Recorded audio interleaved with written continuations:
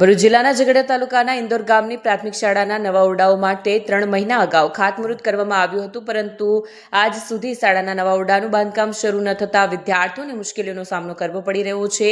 ઇન્દોર ગામની પ્રાથમિક શાળાનું જૂનું મકાન જર્જરિત હાલતમાં હોવાથી તેને તોડી પાડવામાં આવ્યું હતું. ત્યારબાદ નવા ઓરડાઓ માટે મંજૂરી મળતા ગ્રામજનોની હાજરીમાં ખાતમુહૂર્ત કરવામાં આવ્યું હતું, પરંતુ ખાતમુહૂર્તને 3 મહિના વીતી ગયા હોવા છતાં હજુ સુધી શાળાના નવા ઓરડાની કામગીરી શરૂ નથી કરવામાં આવી.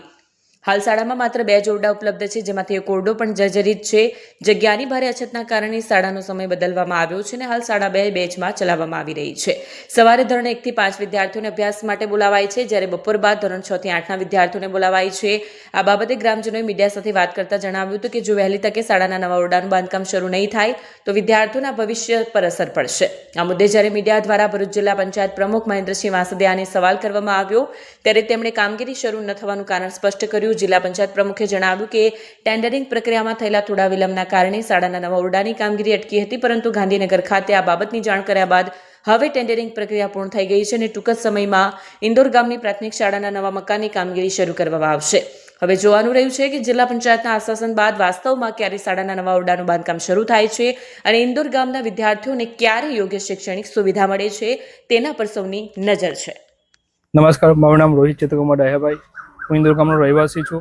અમારી ઇન્દોર ગામની શાળા, જે પ્રાથમિક શાળા 1 થી 8 ધોરણ, જેનું જૂનો બિલ્ડિંગ જર્જરિત હાલતમાં હતું, તેને તોડી પાડવામાં આવ્યું છે. તેની તારીખ 12/4/2023 અને જે નવું બિલ્ડિંગ છે તેનું ખાતમુહૂર્ત 10/10/2025ના રોજ કરવામાં આવ્યું છે. અને હાલમાં અમારા 2 ઓરડાઓ છે જે પણ જર્જરિત હાલતમાં છે. એના હિસાબે અમારા છોકરાઓની સંખ્યા વધારે છે, તેથી 1 થી 5 ધોરણના છોકરાઓને સવારે 7 થી 12માં બોલાવવામાં આવે છે અને 12 થી 5માં ધોરણ 6 થી 8ના છોકરાઓને બોલાવવામાં આવે છે. તેમાં છોકરાઓનું શિક્ષણ પણ બગડે છે અને શિક્ષકોનો ટાઈમ પણ મેનેજમેન્ટ નથી થતો. અને અમારા જે બિલ્ડિંગનું અમારે જે 1 થી ધોરણ 8ની શાળાનું જે કામ જે કોન્ટ્રાક્ટરને આપવામાં આવ્યું છે અને એની જે રકમ 2,75,00,000 રૂપિયા છે, અને વહેલી તકે અમારી શાળાનું કામ ચાલુ થાય એવી અમારી સરકારશ્રીને નમ્ર વિનંતી છે.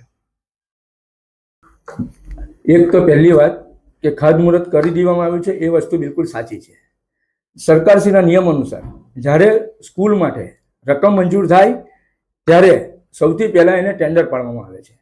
ટેન્ડર પાડવામાં આવે અને એ ટેન્ડર બહાર પાડવામાં આવે છે. એ ટેન્ડર જ્યારે બહાર પડે ત્યારે કોઈ પણ એજન્સી ટેન્ડર ભરતી હોય છે, પરંતુ જ્યારે ટેન્ડર બહાર પાડવામાં આવ્યું ત્યારે એક જ એજન્સી આવેલી હતી.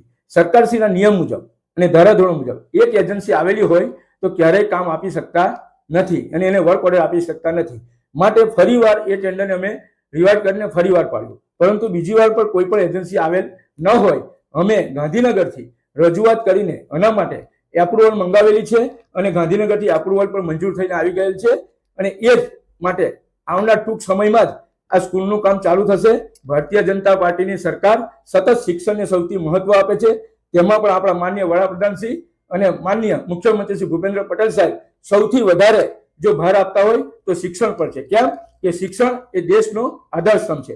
માટે જે આ રાજનીતિ છે એ ખોટી રાજનીતિ છે, કોઈ વાતમાં આવવાની જરૂર નથી. ટૂંક જ સમયમાં આ સ્કૂલનું કામ ચાલુ થવાનું છે અને એજન્સીને કામ સોંપાઈ ગયું છે. એટલે જે ટેન્ડર કોન્ટ્રાક્ટરને આપવામાં આવેલું છે, કોન્ટ્રાક્ટરને કામ આપી દેવામાં આવેલું છે, એ વાત સદંતર ખોટી છે.